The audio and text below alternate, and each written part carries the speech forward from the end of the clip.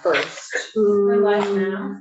So do we have a, good afternoon, everybody. This is the Senate Government Operations Committee on Friday, April 28th.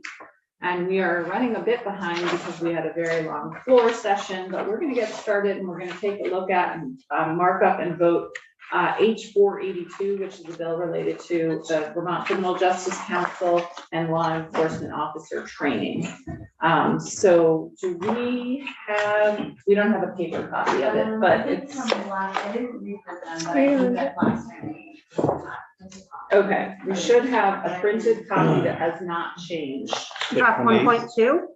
Is that the draft, Kevin? Yes. Okay, I also have chocolate eggs from the music therapists. They were very excited that we were so nice to them, so I'm gonna, if you That want is, do chocolate we know what eggs. flavor? Yes, I do not know. Okay. Anne has one, so you can, That is such a sentence, Chair Hardy. I have chocolate eggs from the music therapist. I have chocolate eggs from the music. Give me whatever therapist. one you Sorry, want. Tim.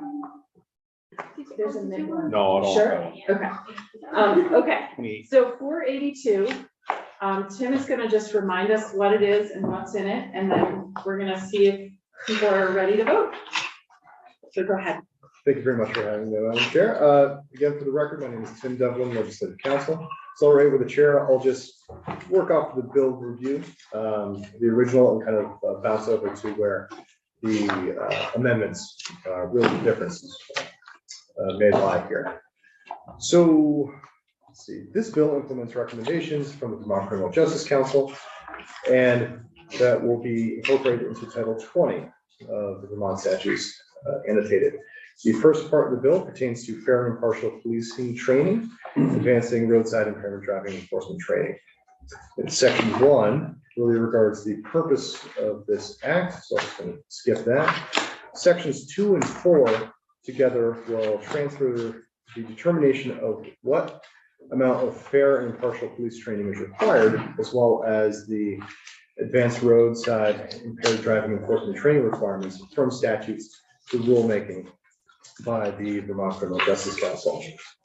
Section 2 will amend Title 20 VSA, Section 2358 titled Minimum Training Standards Definitions, and will modify subsection E to repeal in statute the fixed hour requirement for that training. And let's see, then modification to subsection F in combination with new language found below in section 4 will transition the advanced roadside impaired driving enforcement training requirements from statutes to rules. And let's see, section 3 will add the new language requiring the Vermont Criminal Justice Council to report back by January 15th, 2024 on its fair and impartial policing training in light of transitioning from the fixed hour requirement to using an improved competency as a measure of completed training. And now I'll refer to this committee's amendment quickly, where an additional sentence will be added to the end of section 3 to state the report shall describe how competency is being measured in fair and impartial policing and include precise metrics. And that's the conclusion of this committee's amended language. Okay. Let's see. Now, continuing on, section 4 will amend Title 20 VSA, section 2355, titled Council Powers and Duties, which authorizes the Vermont Criminal Justice Council to adopt rules pertaining to advanced roadside impaired driving enforcement training requirements as previously just referenced. The next part of the bill pertains to roadside stop data collection, and section 5 will amend Title 20 VSA, section 2366, titled Law Enforcement Agencies, fair and impartial policing, race data collection, to simply add the requirement for law enforcement agencies to collect data for the date, time, and location of roadside stops. Currently, other metrics are tracked, such as age, gender, race, driver, and also the grounds for and outcome of the stop. Here we'll find what can be characterized as a technical correction in, let's see, 2366 subsection E subdivision 1, which will remove old date and just simply do that. The next part of the bill pertains to the duty to contact current or former agencies when hiring law enforcement officers. Section 6 will amend Title 20 VSA, Section 2362A, updating the header actually to, or the title, which will now read potential hiring agencies, semicolon, duty to contact current or former agencies. And this will essentially require executive law enforcement officers, as a police chief, the equivalent, when hiring a new law enforcement officer to contact all of the applicants' former all of the former law enforcement agencies the applicant has worked for. The next part of the bill pertains to rule adoption deadline modification. Rule section 7 and 8 together will extend the deadline for the Vermont Criminal Justice Council to adopt rules regarding alternate routes to law enforcement officer certification. Section 7 repeals the previous deadline of July 1st, 2023. That was set by prior session law, and Section 8 will set the new deadline to be July 1st, 2025. Again, for the Vermont Criminal Justice Council to finally adopt rules regarding the alternative routes to certification.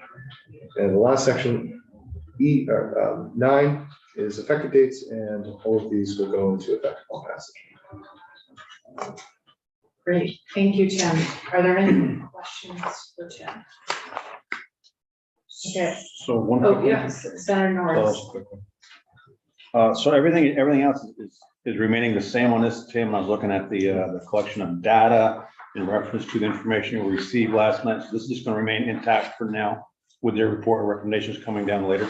Yeah, so thank you, Senator Norris. As you might recall, when we had Director Susanna Davis and Racial Equity Director, State Racial Equity Director, she suggested we check in with several people who are working on reports that have been required under previous legislation.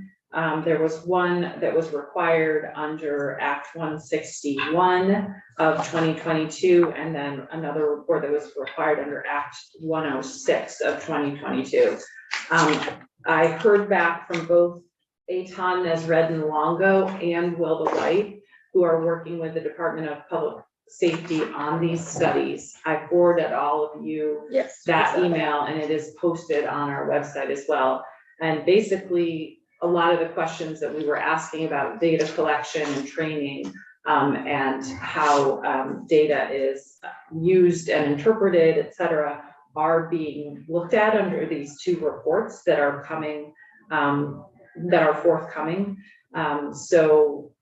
Basically, Wilda suggested that no additional information is necessary at this time, and that that a lot of the questions we were asking will be addressed in those reports, and so that it would be better for us to wait until we get those reports to make any changes. So the change that's in here already, just one second, the date, time, and location of the stop, that was a change that had been agreed upon by everybody in the House version of the bill, so that has been already okayed. So the recommendation is that we don't make any other changes at this point. So, Senator White. Are we a recipient of the reports? Yes, I believe they go to the judiciary committees and for the email. And Yeah, I should have looked. I apologize. And the GovOps committees. Okay, Yes. okay. Yeah. So we should get those in the next 6 to 8 months. I don't see judiciary.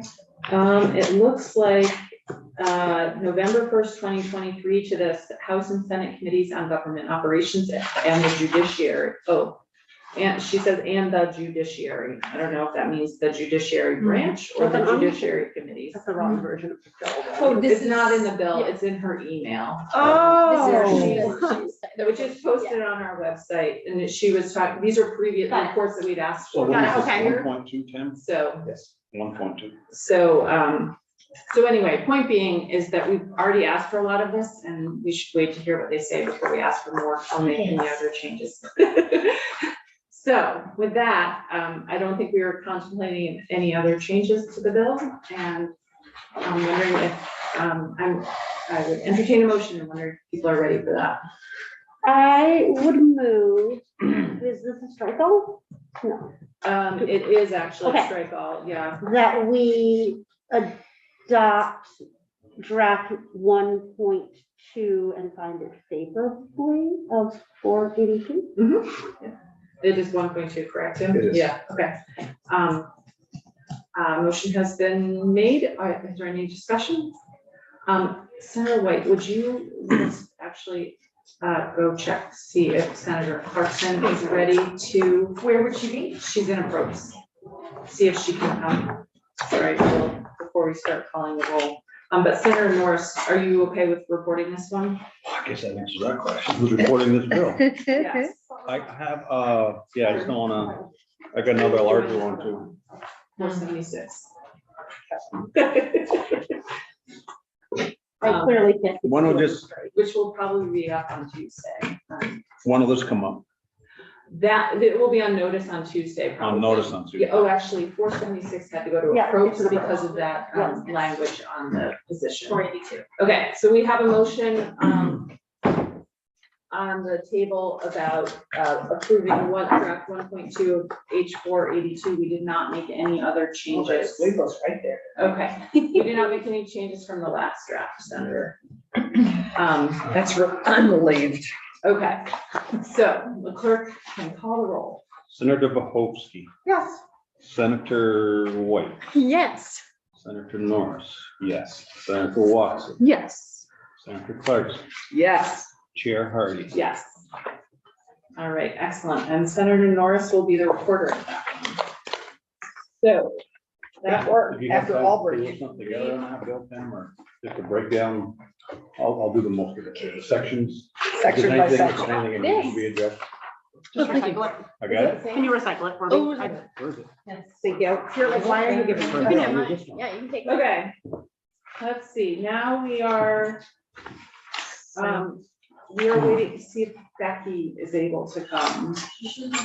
So, Okay, so Tim. You probably can't that. Oh, sorry. I think going over 429 will take more than 7 minutes. yes, I think. I think so. So I think we're actually gonna take a break then, so we don't have to stop in the middle. We're gonna wait for Becky. If you're,